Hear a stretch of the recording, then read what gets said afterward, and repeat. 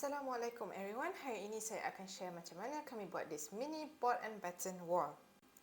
This project kami pakai lebihan supplies dari project home office, jadi our cost for this project was 0.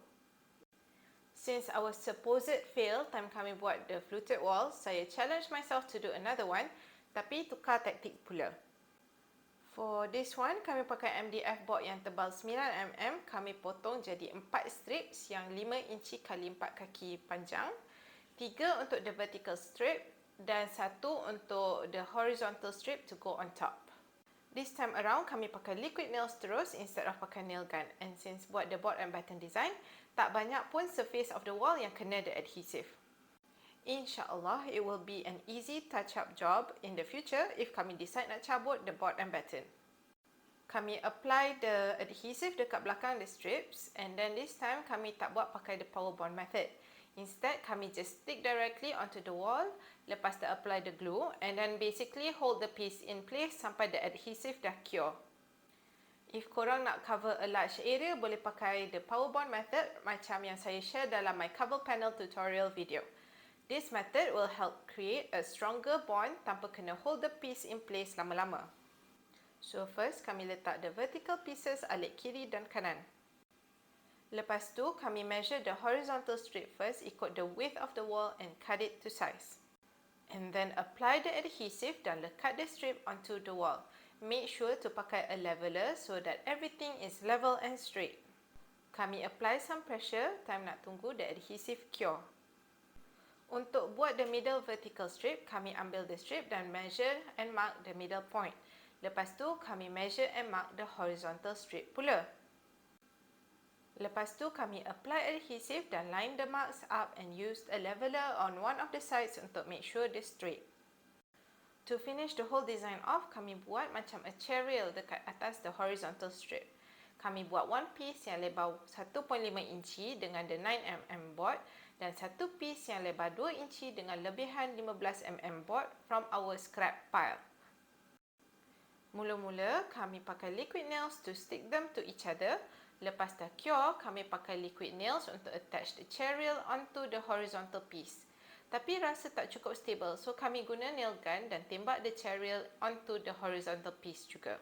So now, it's ready for paint. Dalam this picture, saya dah cat one coat of undercoat.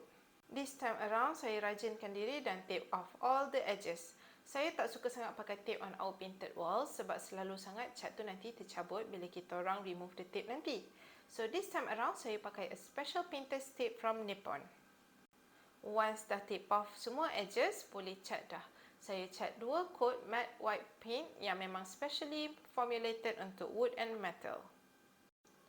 Okay, so the tip bila korang nak clean edges bila korang apply the tape ni adalah untuk cabut the tape after the last coat masa cat tu masih basah. This way, the new paint yang korang baru buat tu tak terchip off.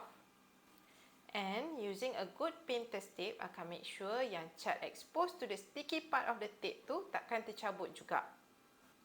Cat putih dekat dinding kita orang ni memang prone untuk terkopik. 90% of the time kalau pakai masking tape biasa, memang akan terkopik sekali the paint time nak remove the tape. Tapi dengan this Nippon tape, kalau peel slow and steady, memang tak ada pun paint yang tercabut. Part yang tercabut pun mana-mana yang saya tertarik kuat or tarik cepat sangat. Once dah remove all the tape, saya move on to the finishing touches iaitu filling the gaps. Boleh nampak beza with and without gap filler. Bila dah isi tu, memang akan nampak lagi kemas. For this project, saya pakai yang dalam tube macam ni je instead of the normal one yang kena pakai the caulk gun.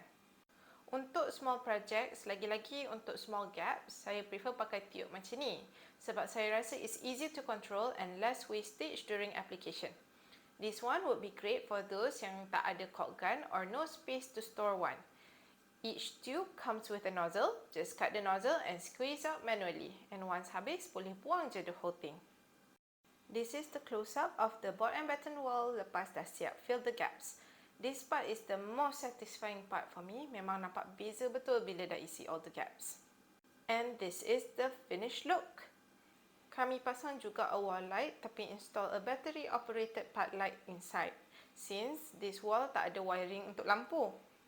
The park light ada motion sensors juga and it's mostly for the kids when they wake up at night to go to the toilet. In this hallway, kami ada juga the normal downlights, tapi it's just too bright untuk pasang throughout the night. So that's how we made this pot and batten wall. If you love the outcome, please like and leave a comment down below. For all the links to my supplies, saya akan share on my links highlights dan Telegram channel. If you're watching this on YouTube, I'll share the links below. If korang belum click on subscribe, please do for more tips and tricks and DIY tutorial videos. Thanks for watching everyone. Till next time.